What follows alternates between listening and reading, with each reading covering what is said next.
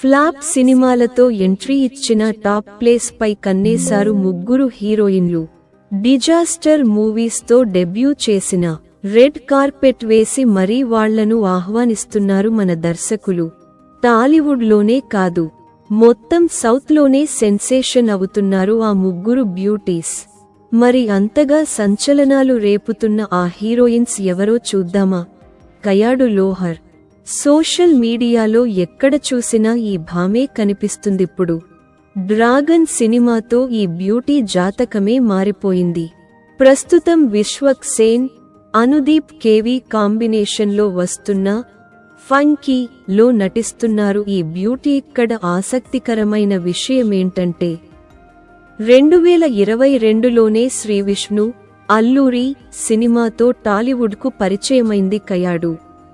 అల్లూరి ఫ్లాపవ్వడంతో కయాడు లోహర్ గురించి పెద్దగా చర్చ జరగలేదు. కానీ డ్రాగన్ బ్లాక్బస్టర్ కావడంతో ఈ భామ ట్రెండ్ అవుతుంది. ప్రస్తుతం తెలుగు నుంచి వరుస ఆఫర్స్ క్యూ కడుతున్నాయి కయాడుకు. భాగ్యశ్రీ బోర్సే సైతం డిజాస్టర్తో ఎంట్రీ ఇచ్చి దుమ్ము దులుపుతున్నారిప్పుడు. మిస్టర్ బచ్చన్ ఫ్లాప్ అయినా చేతిలో 5 భారీ ఇండియన్ సినిమాలున్నాయి ఈ భామకు.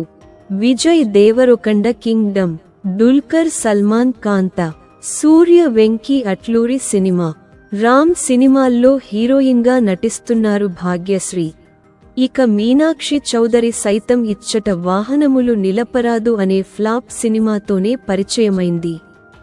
కానీ లక్కీ భాస్కర్, సంక్రాంతికి వస్తున్నాంతో మోస్ట్ వాంటెడ్ అయిపోయారు ఈ బ్యూటీ. మొత్తానికి ఫ్లాప్తో ఎంట్రీ ఇచ్చి టాప్ ప్లేస్ పై కన్నేస్తున్నారు ఈ బ్యూటీస్.